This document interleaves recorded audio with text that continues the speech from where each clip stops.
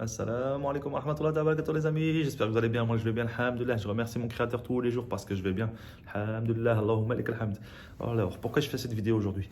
Parce que je vais vous parler d'une chose, parce que je vois que beaucoup de gens ignorent l'importance des protéines, mais pas que les protéines animales, parce que chaque fois qu'on dit protéines, les gens directement ils pensent protéines animales, mais il n'y a pas que ça, il y a les protéines végétales, véganes, donc il faut en parler, c'est important, et les gens ils ont une idée négative des protéines. Ils pensent que c'est ils ont beaucoup cette croyance qui pensent que c'est des grosses boîtes là avec pour gonfler en fait pour les bodybuilders. Donc dès qu'on parle de protéines, ils pensent qu'on va parler de ça en fait. Non, non, non, ça n'a rien à voir avec les protéines chimiques ou pour se doper. Mais il y a des gens qui ne savent pas qu'ils mangent tous les jours des protéines. En fait, ça dépend ce que vous mangez. Mais il y a des protéines un peu partout. Vous voyez ce que je veux dire? Dans l'alimentation, dans un peu partout, il y a des protéines, des sources de protéines, mais c'est bien d'avoir un apport régulier en protéines qui va permettre justement de rester en bonne santé parce que les protéines sont essentielles. Les protéines servent par exemple pour votre musculature, ils servent pour les os, ils servent pour les ongles, les yeux, la peau, un peu de tout, même les cheveux, le poil, pour vous dire à quel point les protéines sont essentielles. Donc, ils vous permettent de rester en bonne santé, parce que ça agit aussi au niveau du cardiovasculaire, parce qu'on retrouve aussi les oméga 3 dedans. Donc, dans les oméga 3, la DHA, EPA, je ne parle pas de la DHEA, ça c'est encore autre chose. Donc voilà les amis, on va un peu faire ensemble citer des sources de protéines dans lesquelles les véganes, je ne vais pas parler animal, on va parler des véganes, dans lesquelles on peut retrouver d'assez grandes sources de protéines, assez conséquentes pour votre santé. Vous allez comprendre mieux pourquoi les gens se dirigent vers une alimentation beaucoup plus saine. Et pourquoi, en fait, les gens sont prêts à payer plus cher pour leur bien-être.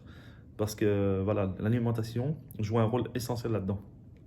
Si vous alimentez mal tout le temps, fast food, junk food, les tacos, etc., il y a pas tous ces apports en aliments que vous avez besoin pour rester en bonne santé.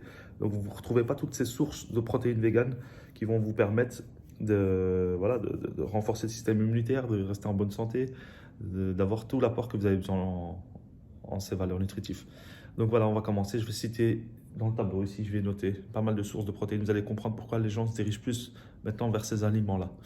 Et vous allez voir, c'est en pleine expansion, ça explose dans les magasins bio, dans les restaurants. Donc ceux qui ont compris la tendance du bien-être, donc ils se dirigent vers cette alimentation. Certes, des fois c'est un peu plus cher, mais au moins sur le long terme, vous voyez les différences sur votre santé. Donc voilà, je vais citer tout ça. C'est parti. Donc voilà les amis, j'ai un peu écrit ce qui me semble à moi un peu une des meilleures sources de protéines véganes. Donc j'ai pas cité les viandes, bien sûr. Les viandes, c'est connu. On en mange d'ailleurs un peu trop, je pense, en Belgique. Donc pourquoi pas se diriger maintenant vers tout ce qui est vegan. Et d'ailleurs, des fois, on peut voir que dans les sources de protéines véganes, ils peuvent être supérieurs à la protéine animale. Donc c'est deux rôles différents, mais voilà, on a besoin des deux. Donc il faut manger varié, bien sûr. Donc j'ai mis en numéro un la spiruline, qui est maintenant très très très très connue. Les gens commencent à se diriger vers les spirulines.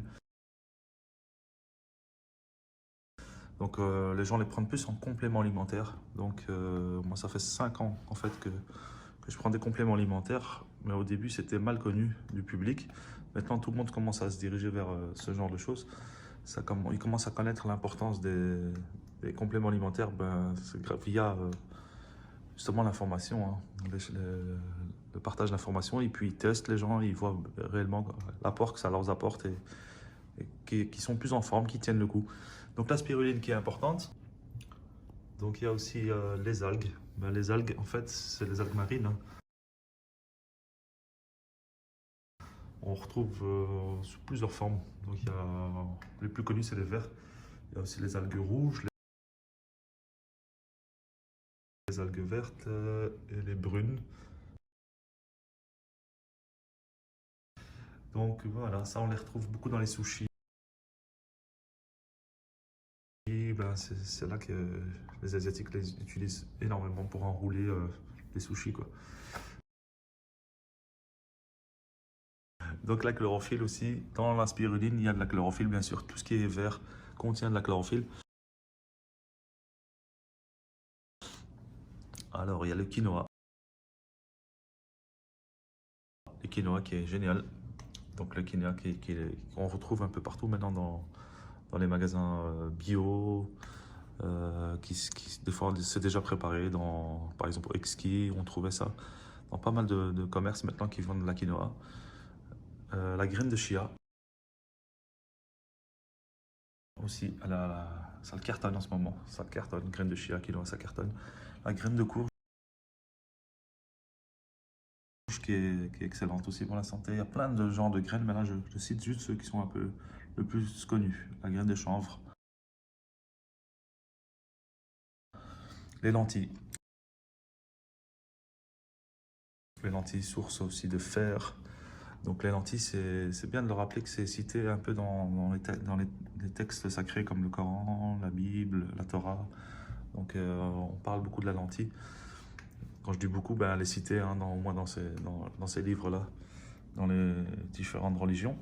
Donc le pois chiche. Le pois chiche qui est une grosse source de protéines aussi également. Les haricots.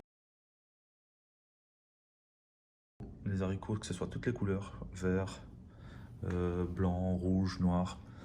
Donc il y a l'azuki. Azuki, en fait, c'est un haricot qui est mal connu, qui est du Japon. Et il est beaucoup plus protéiné. Sa source de protéines est beaucoup plus forte que celle des haricots qu'on connaît.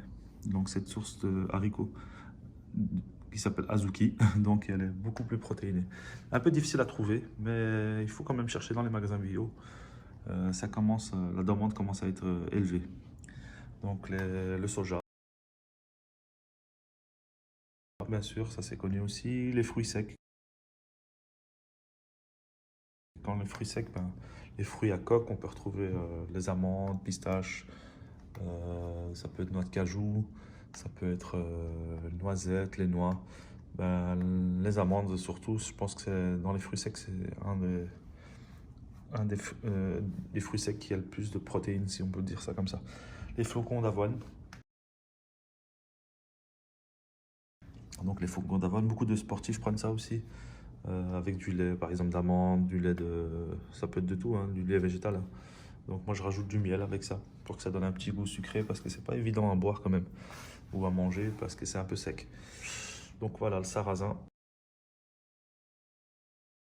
Le sarrasin aussi, on peut appeler ça le blé noir. Donc sarrasin qui est excellent. Le tempeh. Le tempeh c'est mal connu, c'est en Indonésie en fait. C'est aussi une grosse source de protéines vegan. Donc voilà, tapez vos recherches, vous allez voir à quoi ça ressemble. Vous allez dire, ah ouais, j'ai déjà vu ça. Le falafel. Le falafel, ça cartonne aussi, c'est à la mode. Et le tofu. Tofu. Donc le tofu, c'est un peu sec aussi, c'est un peu... L'idéal, c'est de le rajouter aussi quelque chose pour lui donner un goût. Donc voilà les amis, des sources de protéines véganes. Donc voilà, comme ça, vous savez un peu plus sur les protéines. C'est important. Donc je vous conseille tout ça. N'hésitez pas, quand vous voyez ça, allez-y. Mangez-y. Et donc ici, il y a aussi des sources d'oméga 3 hein, dans la graine de chia, par exemple. Donc les fruits secs, c'est bon pour votre cerveau, c'est bon pour la circulation sanguine, c'est des bons acides gras. Donc vous pouvez aller sur tout ça. Hein. Donc voilà les amis, j'espère que ça va vous être utile cette vidéo. Allez, salam alaikum, bonne journée à tous.